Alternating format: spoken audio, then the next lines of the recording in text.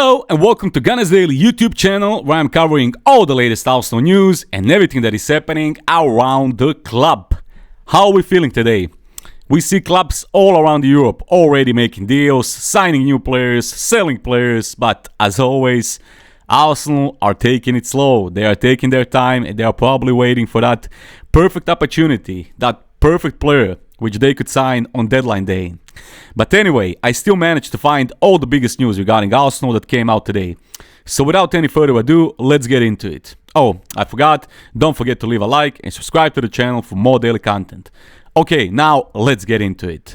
Arsenal are one of the club interested in signing Ajax defender Jarrel Hato, although they will be unable to make a transfer this month.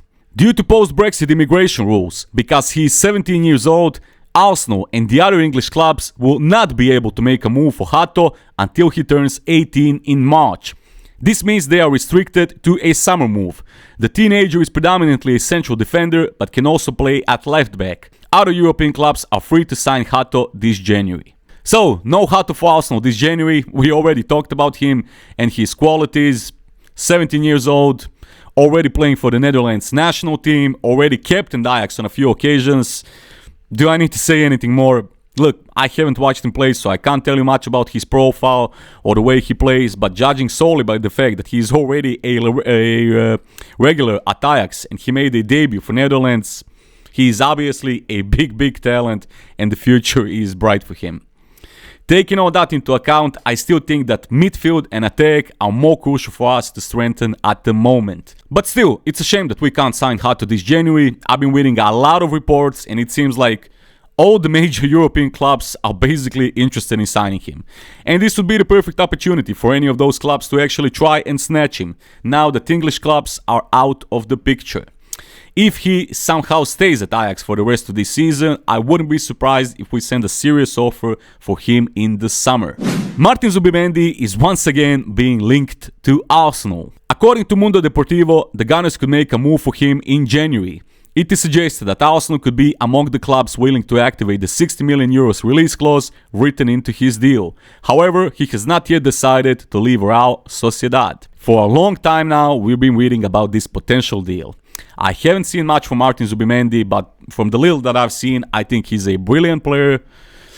And he's the right profile for Arsenal, exactly what we need at the moment. He's a player that's comfortable in possession, player that knows how to control the tempo of the game, also very good defensively. He's capable of breaking up play, covers a lot of ground. Look, if we manage to bring him in this January, he's the type of player that could change the direction of our season. A much needed top quality midfield reinforcement. He's 24 years old, lots of experience already, Spain international.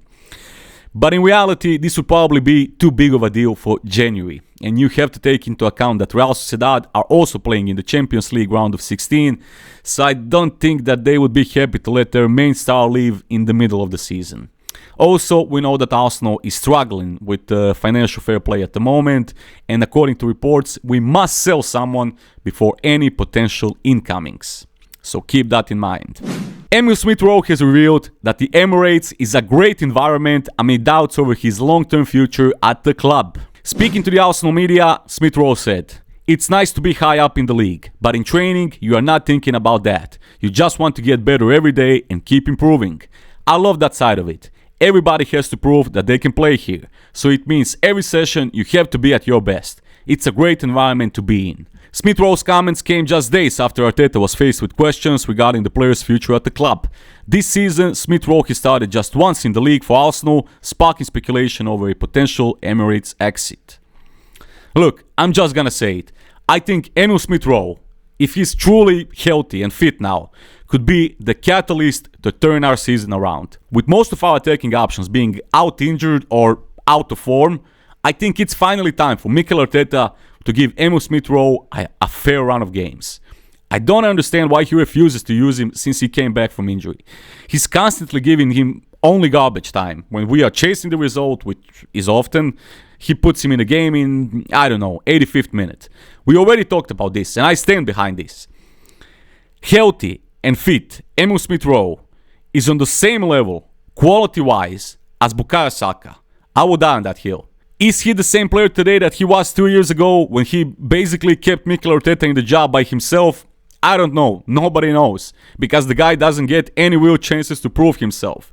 I understand that he's been injured and we need to take it slow, but it's now or never for him.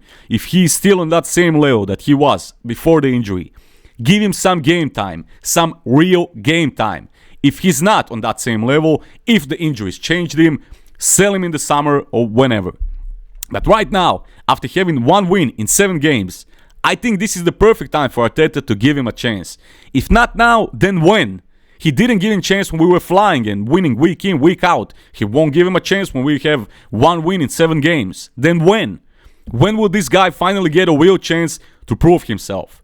Look, maybe I'm a bit subjective here, because Smith Rowe is probably my favorite player from this new generation. And it's really sad what happened to him with all those injuries. Just when he was about to become an integral part of this squad. But you can't tell me that he doesn't deserve a chance in this current Arsenal squad.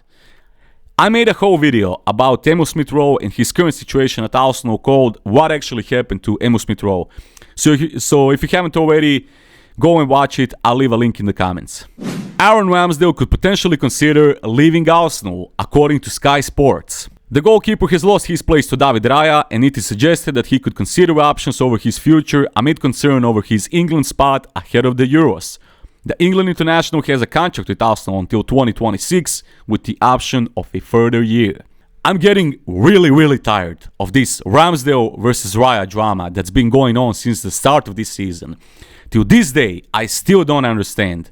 Why did we spend £30 million on David Raya, who is in no way an upgrade on Aaron Ramsdale? It's just, you spent £30 million that you could have spent on some other players. I don't know, maybe a new midfielder, a new striker, a new winger, you know, positions that are actually asking for reinforcements at the moment.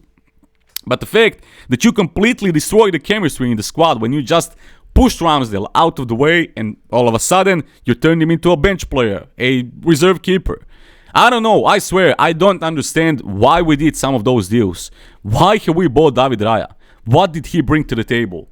Kai Havertz for £65 million. Why? Just why? We can only blame ourselves for our downfall this season. We had the money, we had time, we had everything perfectly lined up for us to strengthen this squad in a proper way, but we decided to throw it all away for David Raya and Kai Havertz.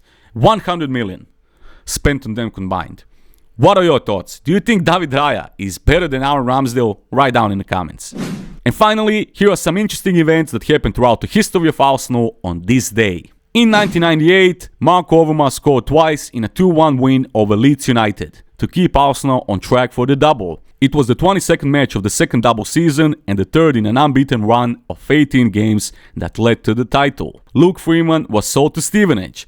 Although described by Arsene Wenger as a very interesting prospect, he never played for Arsenal in the league and settled for a career in the lower divisions. And also in 2012, Francis Coquelin has signed a long-term contract with Arsenal. He stayed with Arsenal till 2018 when he was sold to Spanish club Valencia. And that's it for today's video. So Gunners, don't forget to leave a like and subscribe to the channel for more daily content. Once again, thank you for joining in, thank you for watching, and I'll see you on the next one. Peace.